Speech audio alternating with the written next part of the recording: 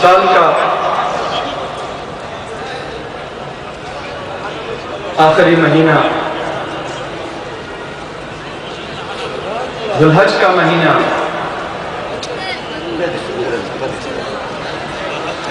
وہ ہمیں ایک بہت بڑی قربانی کی یاد دلاتا ہے، جو قربانی حضرت ابراہیم علیہ السلام نے دی، اور سال کا پہلا مہینہ وہ ہمیں ایک دوسری قربانی کی یاد دلاتا ہے کہ جو نواسہ رسول حضرت حسین ابن علی رضی اللہ تعالیٰ عنہما نے ادا کیا۔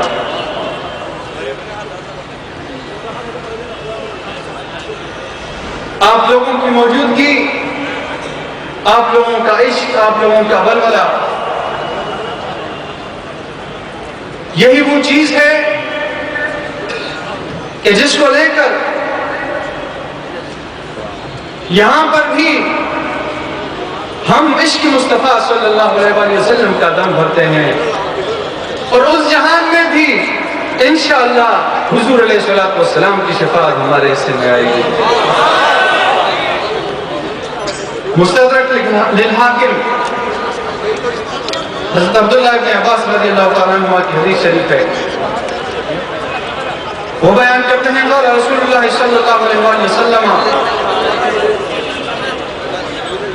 احبوا للہ لما یغفرکم بہ من نعمہ، کہ اللہ تبارک و تعالیٰ سے محبت کو اپنی زندگی کا شعار بنا لو، اس لیے کہ اللہ تبارک و تعالیٰ اپنی نعمتوں میں سے تم پر نشاور کرتا ہے، اس لیے کہ اللہ تبارک و تعالیٰ تم پر اپنی نعمتوں کی بارشیں فرماتا ہے، تم اللہ سے محبت کو اپنی زندگی کا شعار بنا لو۔ اور پھر فرمایا وَأَحِبُّونِي لِحُبِّ اللَّهِ، اللہ سے محبت چاہتے ہو نا تو اس کے لیے شرط یہ ہے احبونی، مجھ سے محبت کرو گے اگر اللہ کا تھا اللہ۔ اور پھر فرمایا حضور علیہ السلام نے ایک شرط اور لگا دی وَأَحِبُّوا أَهْلَ بَيْتِي لِحُبِّي، اگر تم مجھ سے محبت چاہتے ہو، اگر تم میری محبت کا دعویٰ کرنا چاہتے ہو تو تمہارے لیے ضروری ہے کہ تم میرے اہل بیت سے محبت کرو۔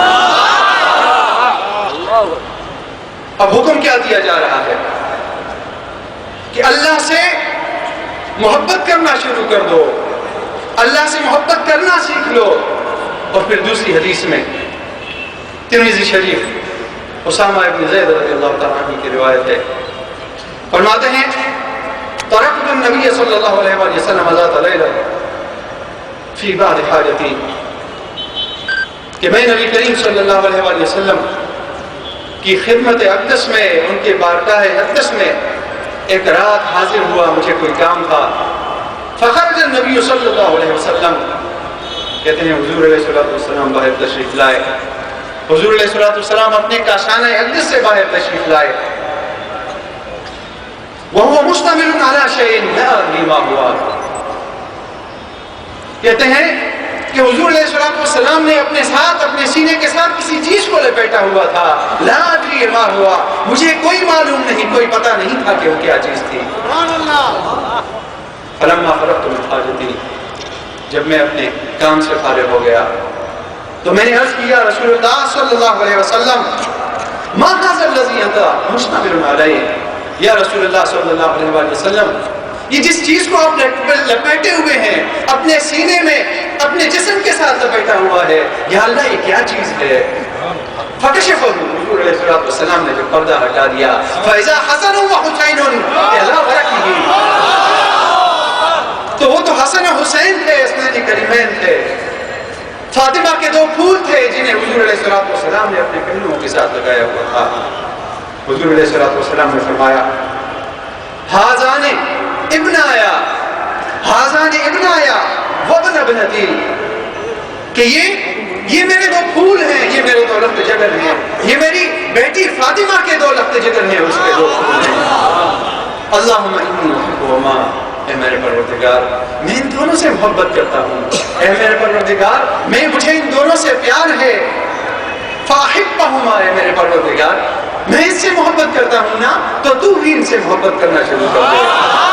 واحب من یحبہما، اے میرے پروردگار جو کوئی بھی ان سے محبت کرنا چاہے، جو کوئی بھی ان سے محبت کرنا شروع کر دے، یا اللہ تو ان کو بھی اپنا معبود بنا.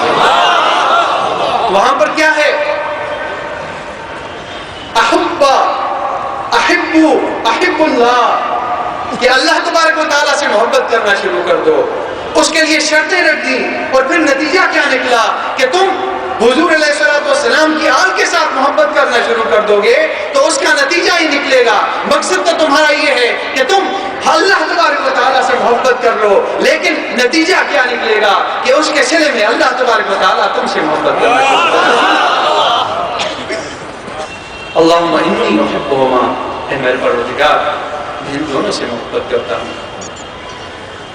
تو آج اگر کوئی اہل بیت سے محبت کرتا ہے، اہل بیت سے محبت کا دعویٰ کرتا ہے اور اس دعوے میں وہ سچا ہے، تو پھر وہ سمجھ لے کہ گویا حضور علیہ السلام کی دعا اس کے حق میں قبول ہو گئی.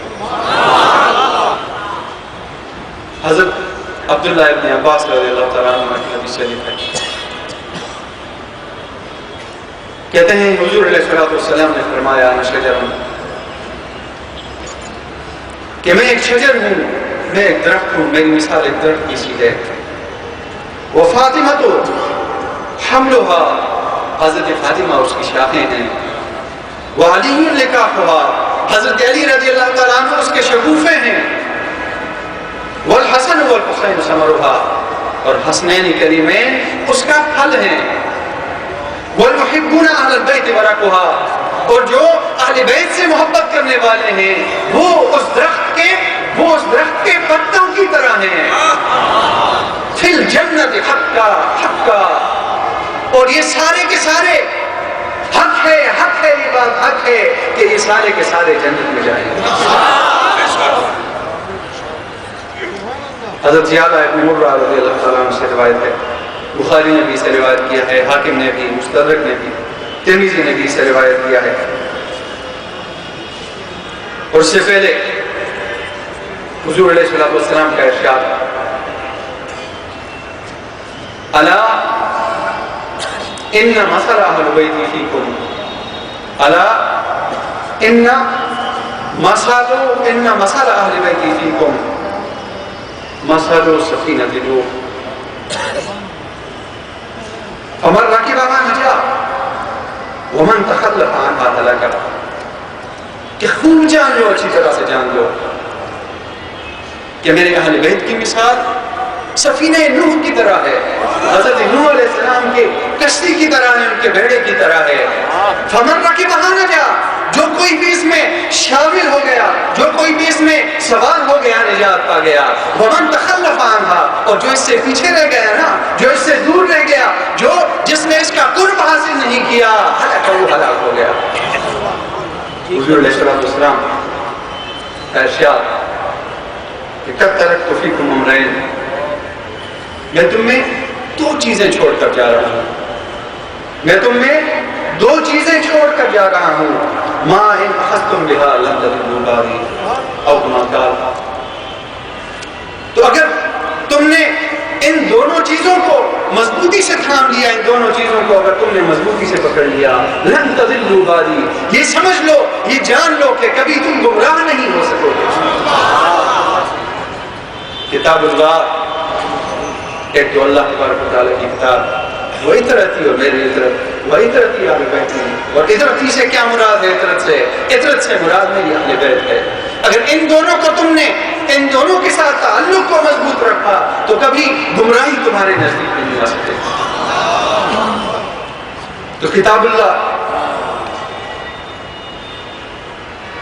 گویا کتاب اللہ تھیوری ہے، گویا کتاب اللہ تھیوری ہے، اور اہل بیت